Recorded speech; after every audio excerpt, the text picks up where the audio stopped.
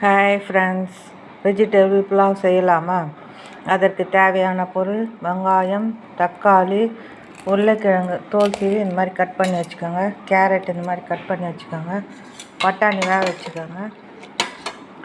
Basmati rice ஒரு 10 நிமிஷம் ஊற வச்சுக்கோங்க.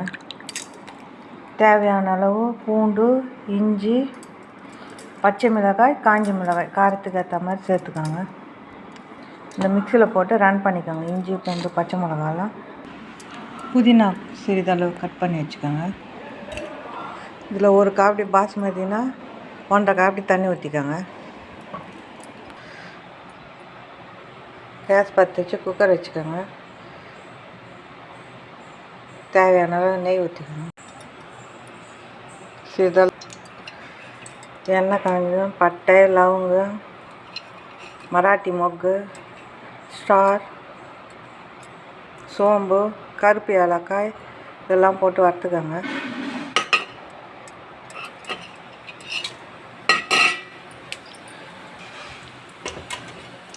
அப்புறம் வெங்காயம் சேர்த்துக்கோங்க.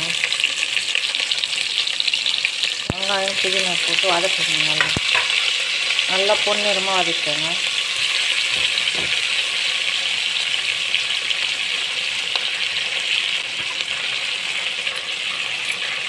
கரம் மசாலா போட்டுக்கோங்க.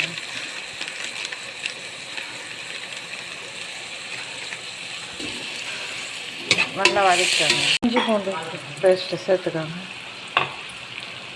நல்லா வதக்குங்க. பச்சை வாசனை போடுங்க.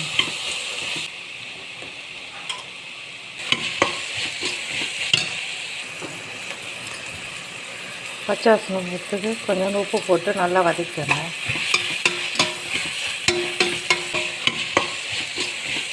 கேரட் சேர்த்துக்கோங்க.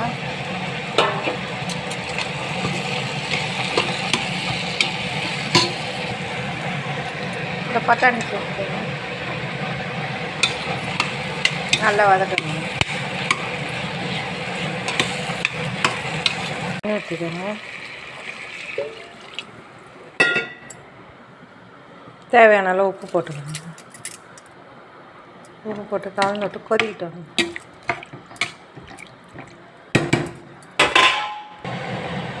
தண்ணி கொதிச்சோன்னே இந்த அரிசி போட்டுக்கோங்க. அரிசி போட்டு நல்லா கலந்து விட்டுக்கோங்க. குக்கர் மூடி போட்டு வெயிட் போட்டு 3 விசில் விடுங்க. வெஜிடபிள் புலாவ் ரெடிங்க. இது ஒரு வாட்டி செஞ்சு சாப்பிட்டு பாருங்கள். சுவையாக இருக்கும். பிடித்திருந்தால் லைக் பண்ணுங்கள், ஷேர் பண்ணுங்கள், சப்ஸ்கிரைப் பண்ணுங்கள்.